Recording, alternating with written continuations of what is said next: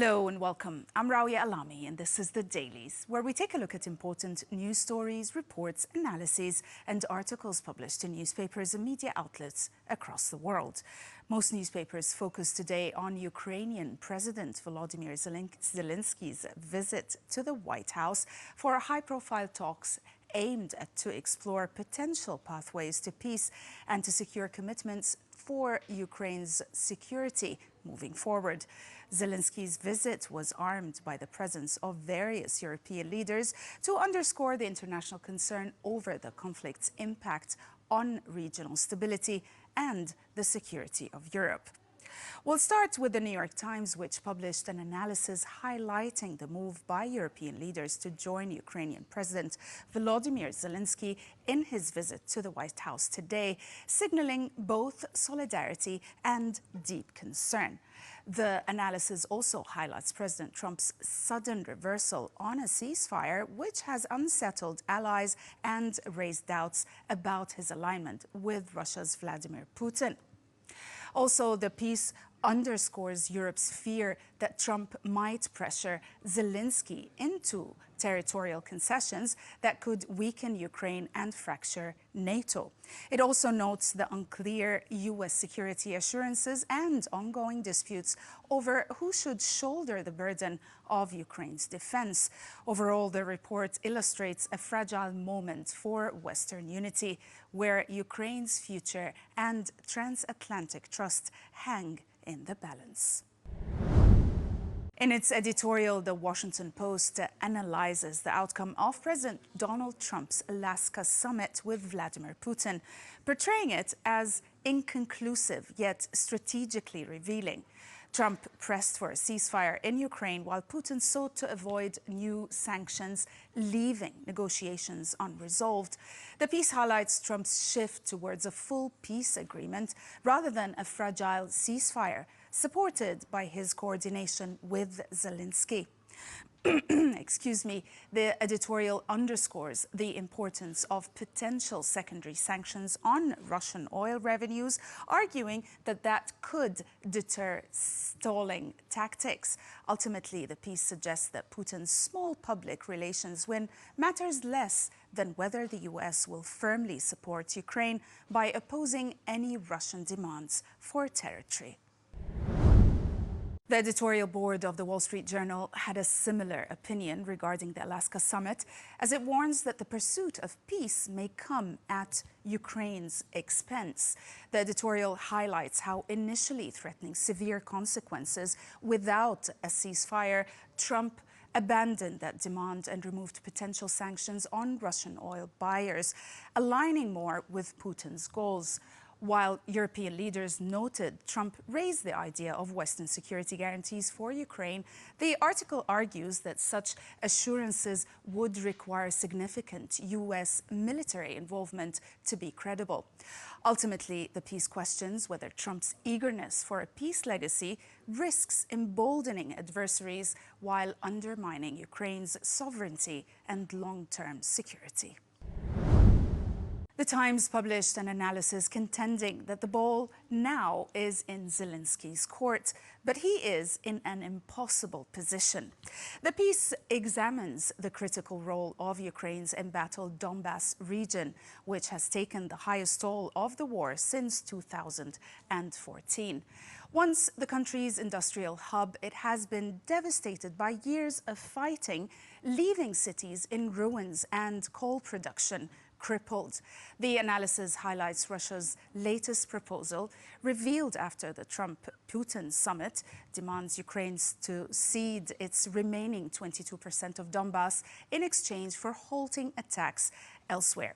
Now, the piece underscores the constitutional and political impossibility for President Zelensky to accept such terms, as surrendering Donbas would not only fracture Ukrainian sovereignty, but also hand Russia strategic and economic leverage.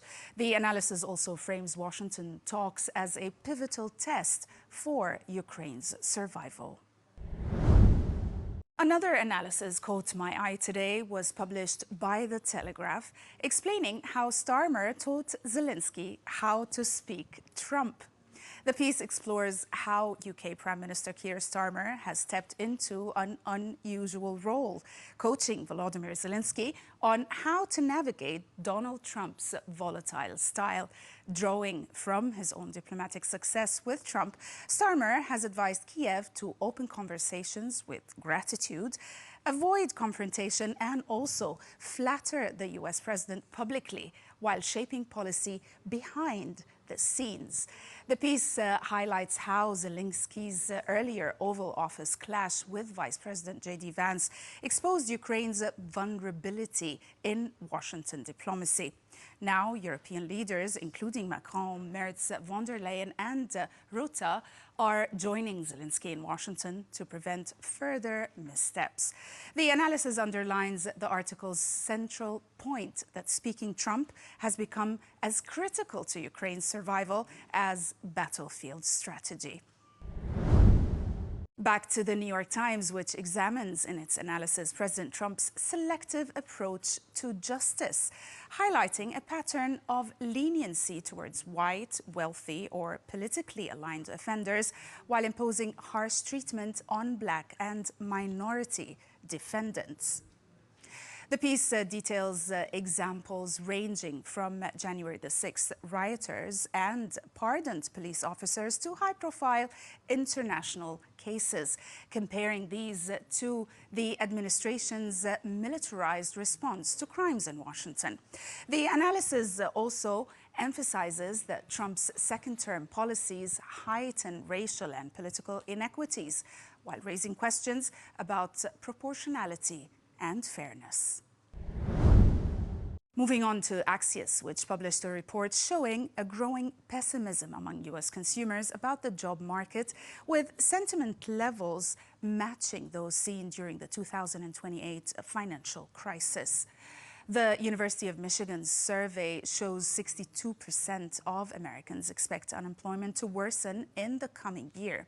And also, the report included a chart illustrating how this spike in fear or these spikes are as high as the Great Depression levels, despite today's relatively stable economy. Now, unlike in 2008, when unemployment soared to 10% amid financial collapse, the current rate remains low at 4.2%, with both hiring and layoffs slowing but not crashing. The piece argues that fears may outpace reality, fueled partially by Trump's tariff announcements and inflation concerns, though consumer spending remains strong. Overall, the piece underscores a fragile economic mood disconnected from official data. And we'll end with this article from the Washington Post with a very good question. Are we in an AI bubble that's getting ready to pop? Megan McArdle examines whether the excitement around AI is justified or just a hype. She compares AI to past technologies like computers and the internet, which took years to show clear productivity gains. While companies are investing heavily in AI infrastructure and talent, the benefits are not yet obvious in economic statistics. The article suggests that early AI adoption may create dark leisure or hidden productivity gains, and that real impact will emerge as humans and machines learn to work together. McArdle concludes that despite risks, betting on AI is reasonable because its long-term transformative potential could be indeed huge, reshaping industries and creating new kinds of jobs. That's it for today. Thanks for watching.